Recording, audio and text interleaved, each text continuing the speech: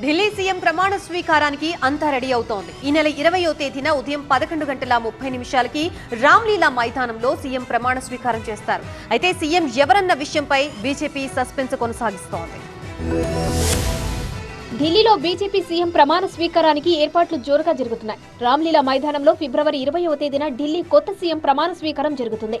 Ramlila మైదానాన్ని BJP senior నేత Tarun Chugh, Delhi BJP అధ్యక్షుడు వీరేంద్ర సచ్దేవా పరిశీలించారు. అయితే ప్రమాణ స్వీకార ముహూర్తాన్ని మార్చారు. ఫిబ్రవరి 20వ తేదీన సాయంత్రం 4:30 ఈ కార్యక్రమం ఉంటుందని తొలుత ప్రకటించారు. కానీ ఉదయం 11:30 సీఎం ప్రమాణ స్వీకార కార్యక్రమం ఉంటుందని ఇప్పుడు ప్రకటించారు. ముఖ్యమంత్రి ప్రమాణ స్వీకారం తేదీ, వేదిక, సమయాన్ని ఫిక్స్ చేసిన బీజేపీ హైకమాండ్ సీఎం ఎవరన్నది ఇంకా ప్రకటించలేదు.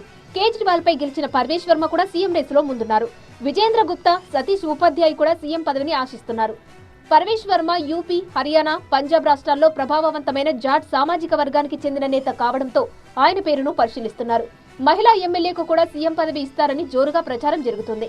మాజీ మేయర్ రేఖా గుప్తాను బీజేపీ సీఎంగా చేస్తుందని ఊహాగానాలు వినిపిస్తున్నాయి. సీఎంలను ఎంపిక చేసే విషయంలో బీజేపీ చివరి వరకు సస్పెన్స్ ను కొనసాగిస్తోంది.